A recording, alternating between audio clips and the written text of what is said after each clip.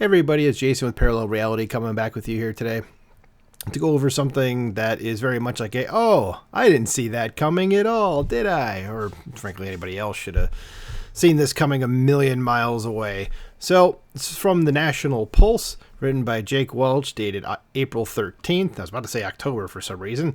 That would have been weird. This says Zelensky and his generals embezzled at least $400 million from U.S. aid last year, according to Intel.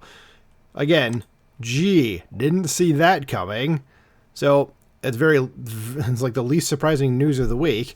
So it says the Ukrainian authorities in Kiev have embezzled $400 million last year, at least, of U.S. taxpayers' money, according to veteran American journalist Seymour Hersh, who recently grabbed headlines for his long-read article describing how it was the government of the United States that blew up the Nord Stream pipeline.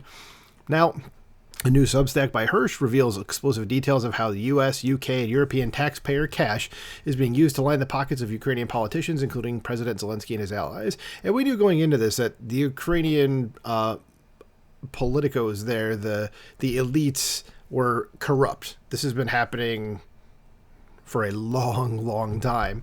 So when we start just throwing money at them, I mean, what have we given Ukraine at this point? $200 billion overall? I mean, I'm pretty sure there's stuff in this country that we could have used that $200 billion for, like, say, a border wall in the south. Probably gonna need one up north too, at the rate that things are going up there. You know, just saying, maybe some infrastructure fixes. You know, like, I still don't understand this whole mindset of, you know, we're gonna help out complete strangers before we help out our own family. You know, that's basically what it is at this point. So the article continues, says the money, according to Hersh and his sources, has been used to buy luxury cars and fund ostentatious lifestyles. Of course it has. You're not just going to take $400 million and just not do anything with it. Says allegedly the director of America's Central Intelligence Agency, William Burns, went so far as to present Zelensky personally with a list of 35 generals and senior officials whose corruption was known to the CIA and others in the American government. Zelensky, claims Hersh, publicly dismissed 10 of the most ostentatious officials. I wonder how much he's taken himself. Says more damning for the Ukrainian president, however, is the claim that the senior generals and government officials in Kiev were angry at what they saw as Zelensky's greed, alleging that he was taking a larger share of the skim money than was going to the generals. Not surprising. So it says embezzling oil money. According to Seymour Hersh, the U.S. cash has also been spent buying discount diesel from Russia itself, effectively helping fuel both sides of the conflict that continues to enrich the elite and the defense corporations. It says the Ukrainian government, headed by Volodymyr Zelensky, has been using American taxpayers' funds to pay dearly for the vitally needed diesel fuel that is keeping the Ukrainian army on the move in its war with Russia. It is unknown how much the Zelensky government is paying per gallon for the fuel, but the Pentagon was paying as much as $400 per gallon to transport gasoline from a port in Pakistan via truck or parachute into Afghanistan during the decades-long American war there. What also is unknown is that Zelensky has been buying the fuel from Russia. Oh, nice. The country with which it and Washington are at war, and the Ukrainian president and many in his entourage have been skimming untold millions from the American dollars earmarked for diesel fuel payments. One estimate by analysts from the CIA put the embezzled funds at $400 million last year at least. Another expert compared the level of corruption in Kiev as approaching that of the Afghan war, although there will be no professional audit reports emerging from the Ukraine. Of course not, because nobody wants to take responsibility when things go tits up like this and, you know, have the American people be super pissed about all this BS. So Zelensky's been buying discount fuel from the Russians, one knowledgeable American intelligence official told me. And who's paying for the gas and oil? We are. So basically, we're paying for Russian diesel fuel. Says Putin and his oligarchs are making millions on it. So essentially, we're funding both sides of the war here in some weird way. That's wonderful. So Seymour Hersh says he was also told that many government ministries in Kiev have literally been competing to set up front companies for export contracts for weapons and ammunition with private arms dealers around the world. Many of those companies are in Poland and Czechia. Is that like where the Czechs? Czechia? Is that what I'm supposed to say there? I've never seen that word before, but okay. But others are thought to exist in the Persian Gulf and Israel. those tensions. As Hirsch continued to drop further bombshells in his piece entitled "Trading with the Enemy," according to a U.S.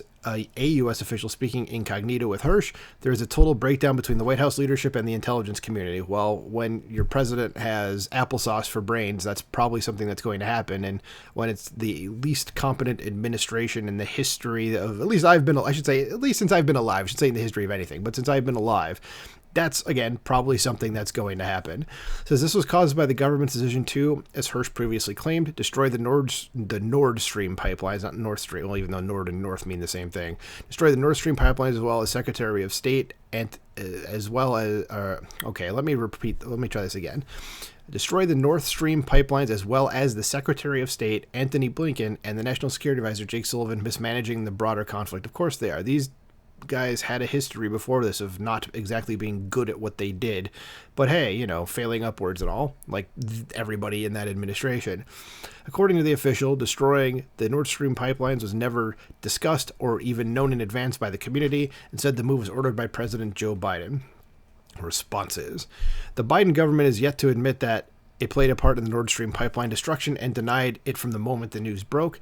The news will unlikely sit well with the American public, who are already questioning American involvement in the war. This is according to Rasmussen reports at the end of March this year. 50% of Americans believe the war has made America's national security situation worse, up from 42% last September, and that's increasing pretty quick. I mean, if it's gone up 8% already, so half of Americans think that it's made our national security worse. So, all right.